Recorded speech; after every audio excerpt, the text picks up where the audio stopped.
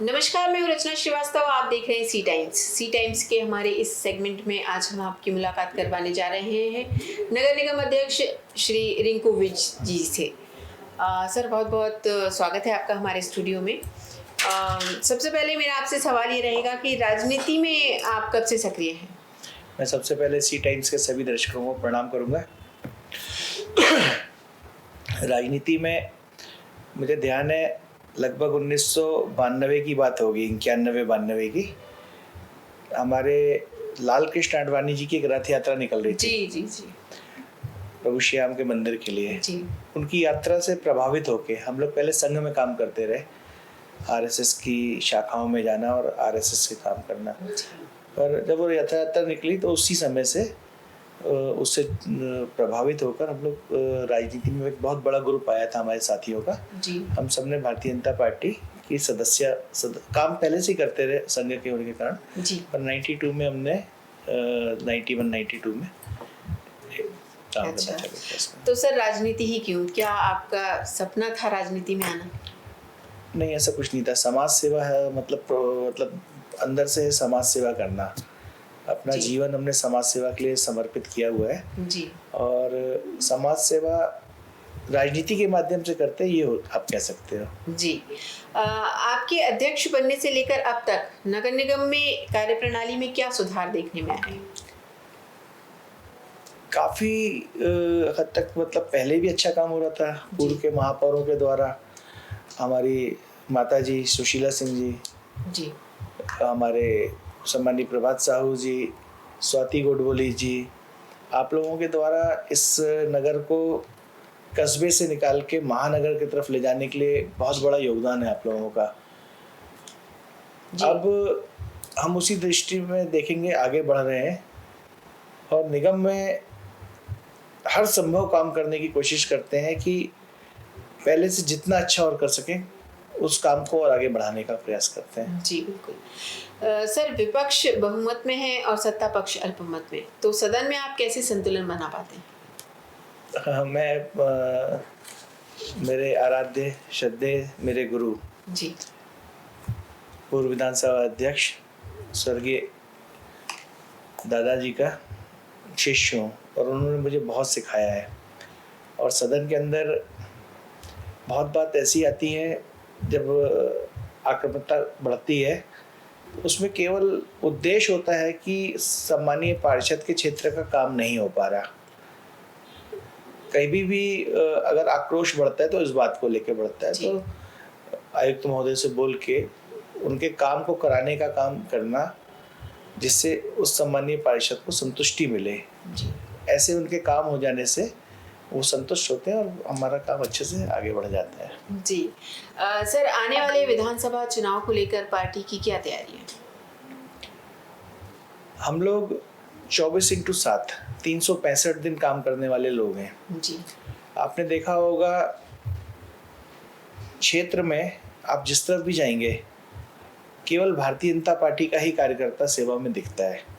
जनता की सेवा लगातार करने में अगर फील्ड में कोई है तो भारतीय जनता पार्टी है।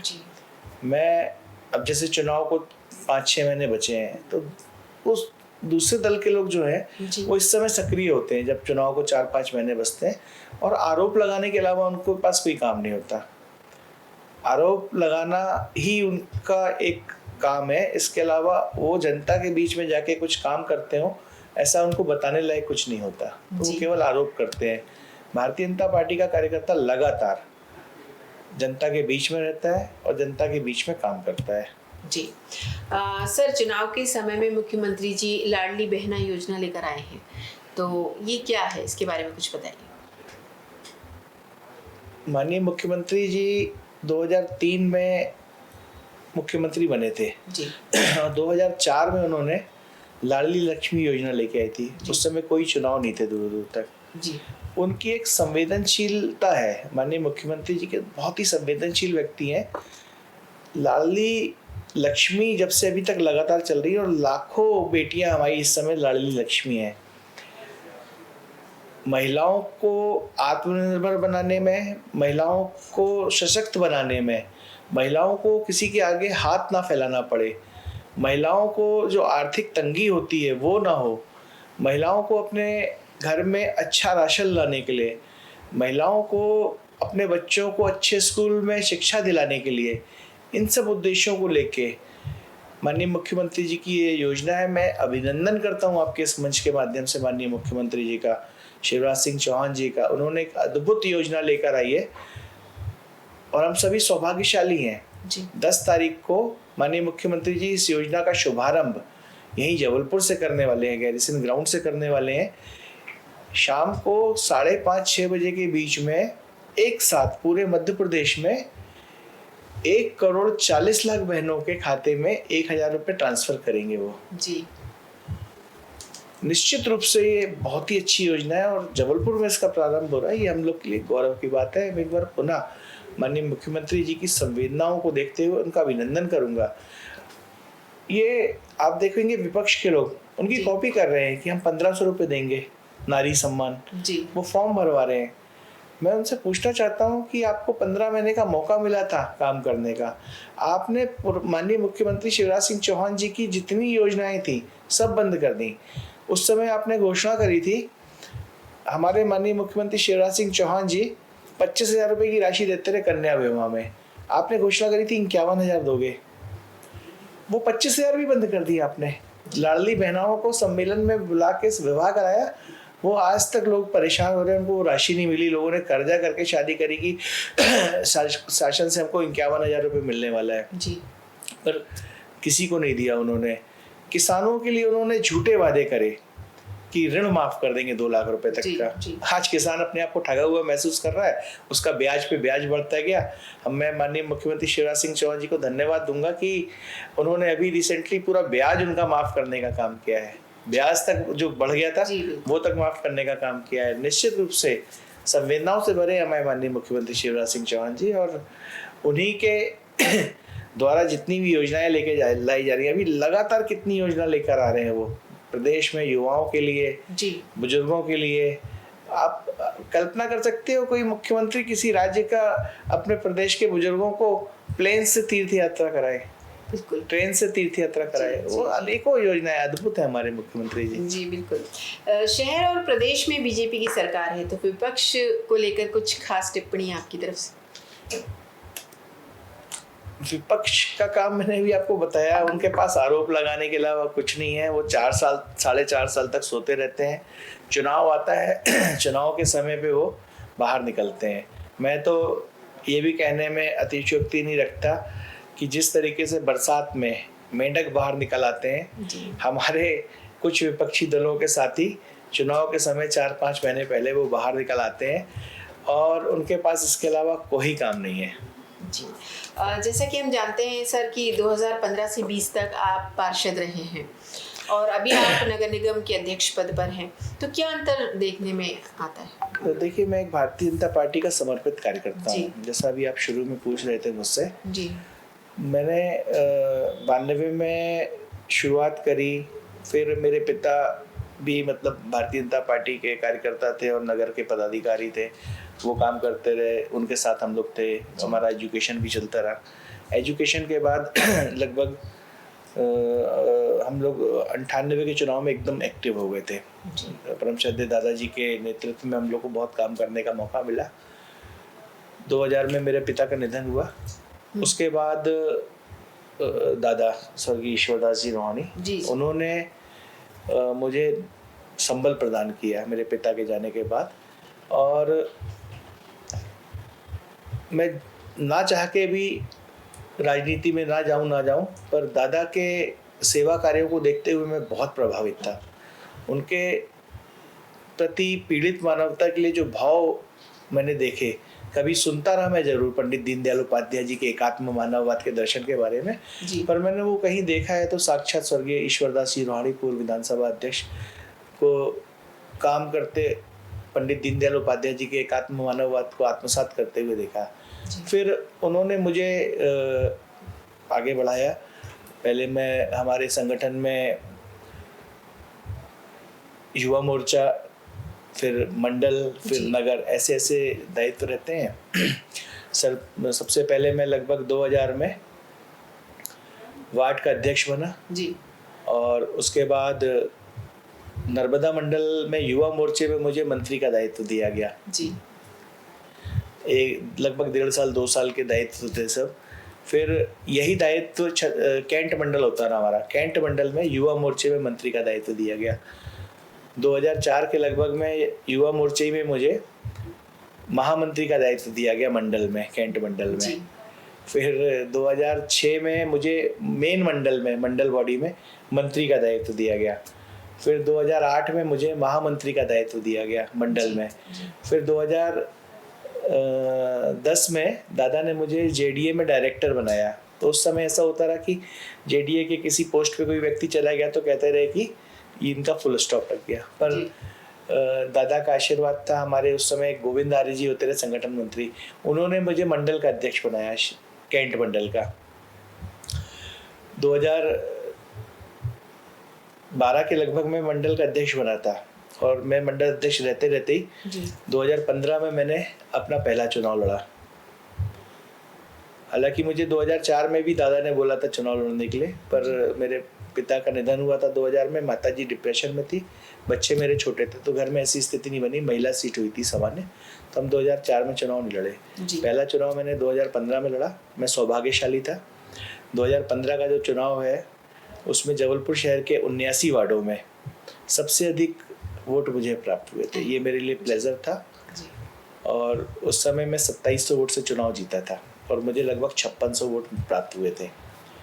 और 2022 के अभी चुनाव में मेरे लिए एक बार फिर सौभाग्य है कि 79 वार्डों में, 79 वार्डों में सबसे अधिक वोट मुझे प्राप्त हुए और 3400 वोटों से मैं चुनाव जीता उसी वार्ड से। जी।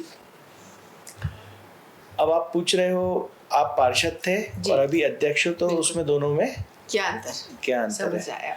2015 से 20 तक मैं पार्षद था, तो एक वार्ड की जिम्मेदारी मेरे पास थी और संगठन की जिम्मेदारी थी। मैं संगठन में नगर में अभी वर्तमान में उपाध्यक्ष भी हूँ और मैं उपाध्यक्ष लगभग 2020 में बन गया था जब मेरा कार्यकाल समाप्त हुआ था।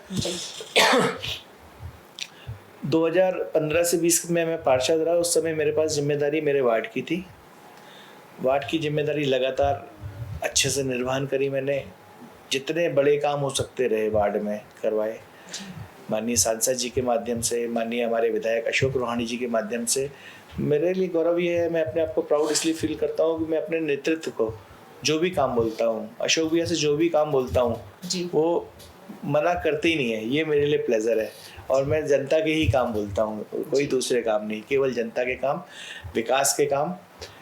लगातार अशोक भैया, माननीय सांसद जी के माध्यम से मेरे वार्ड में काम होते रहे। 2020 से लेके 22 तक का गैप आया जब प्रशासक राज था, चुनाव नहीं हुए किन्हीं कारणों से। और जब चुनाव नहीं हुए तो प्रशासक राज में, और इस बीच में मैं नगर भारतीय जनता पार्टी में उपाध्यक्ष हो गया। तो नगर उपाध्यक्ष होने के नाते मुझे पूरे नगर में घूमना पड़ता रहा। फिर 2022 के चुनाव आए तो लोगों ने कहा तुम पूरे टाइम नगर में घूमते रहे, वार्ड अपना ध्यान नहीं दिए। पर दादा हमेशा बोलते रहे कि अपना वार्ड कभी नहीं छोड़ना, हम वार्ड की सेवा लगातार करते रहे, जिसका प्रतिफल था कि इस बार 3400 वोटों से जीते। अब अध्यक्ष बनने के बाद आप बोलेंगे तो निश्चित रूप से अध्यक्ष पूरे निगम का होता है, 79 वार्डों का होता है, तो उसका दायित्व, जिम्मेदारी, कर्तव्य, सब चीज़ें बदल जाती हैं, बढ़ जाती हैं। तो मेरा जो अभी इस समय की दिनचर्या है, मैं सुबह का समय अपना पूरा अपने वार्ड में देता हूँ।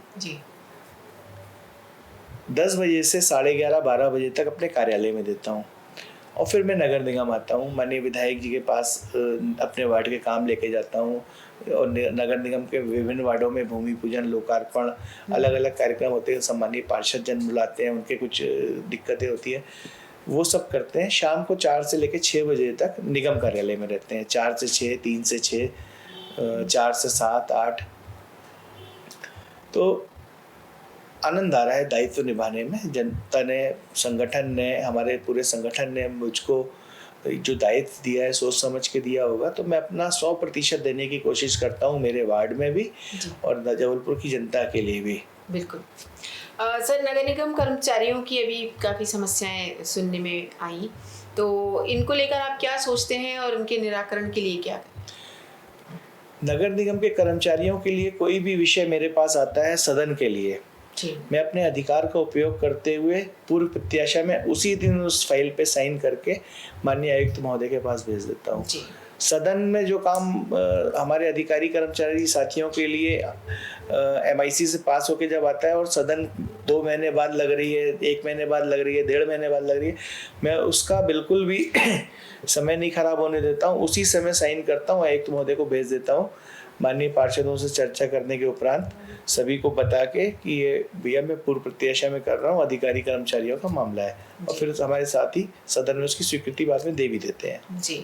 सर ये बताइए कि वर्तमान में नगर निगम में काफ़ी सजगता देखने को मिल रही है, यानी काम बड़ी मुस्तैदी से हो रहा है, तो इसके पीछे क्या वजह है? पहले ऐसा क्यों नहीं देखने में आया कभी?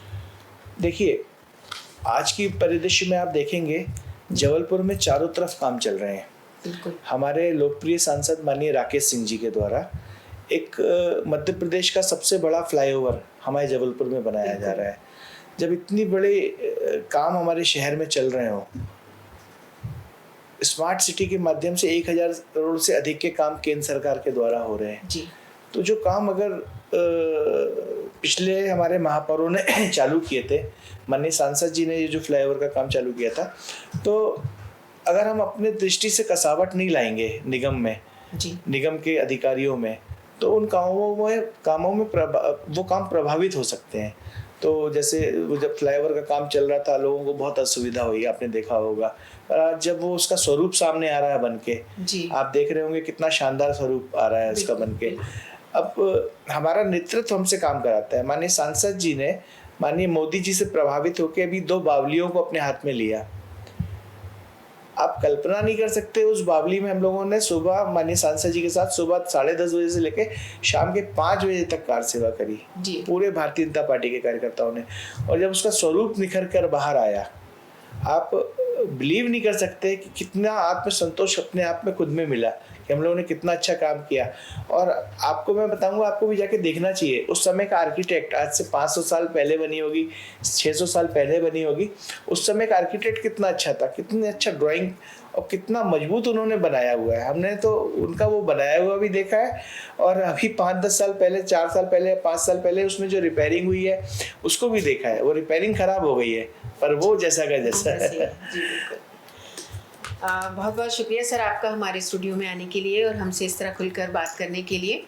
तो ये थे रिंकू विज जी, जिन्होंने बहुत ही विस्तार के साथ और खुलकर हर मुद्दे पर हमसे चर्चा की है। इसी तरह और भी मुद्दे लेकर हम आते रहेंगे। देखते रहिए सी टाइम्स। नमस्कार। नमस्कार।